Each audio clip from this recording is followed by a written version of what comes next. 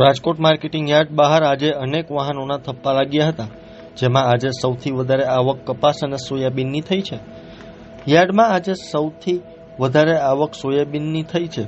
કપાસ અને સોયાબીનના પાકની સાથે સાથે અન્ય જર્સીની પણ આવક થઈ છે. જર્સીઓ ભરેલા વાહનોને માર્કેટિંગ યાર્ડમાં ક્રમવાઇઝ પ્રવેશ આપીને ઉતરાઈ કરવામાં આવી હતી. રાજકોટ માર્કેટિંગ યાર્ડના chairman Jayesh Bogra, vice chairman તથા ડિરેક્ટરો સહિતના સ્ટાફ દ્વારા આ ઉતરાઈની વ્યવસ્થા કરવામાં આવી હતી.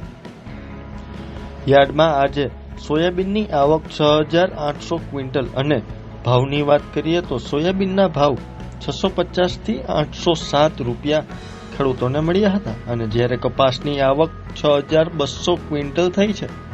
કપાસના ભાવ 1,231 થી 1,575 રૂપિયા ખેડૂતોને બોલાયા હતા. યાર્ડમાં સફેદ તલીની આવક 2,200 ક્વિન્ટલ થઈ હતી. તલીના ભાવ 1,550 થી 1,860 રૂપિયા એક મણના બોલાયા હતા. કાળા તલની આવક 640 ક્વિન્ટલ થઈ હતી. કાળા તલનો ભાવ ખેડૂતોને 3,050 થી 4,075 રૂપિયા એક મણના મળ્યા હતા. આજે ટુકડા ઘઉંની આવક 2,800 ક્વિન્ટલ અને લોકવન ઘઉંની આવક 300 ક્વિન્ટલ થઈ હતી.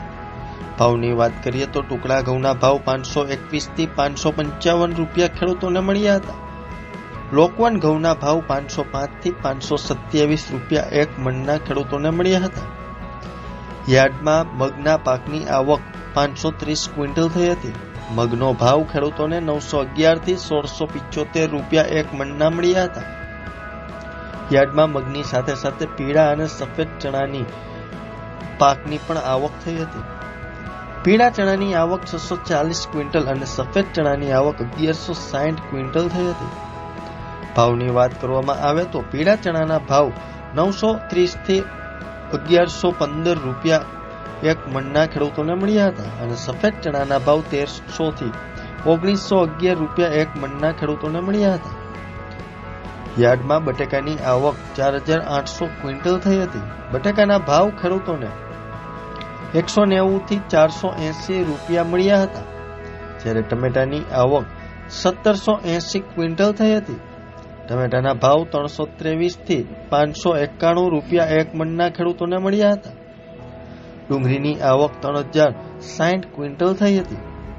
ડુંગળીના ભાવ 160 થી 255 રૂપિયા એક મણના ખેડૂતોને મળ્યા હતા.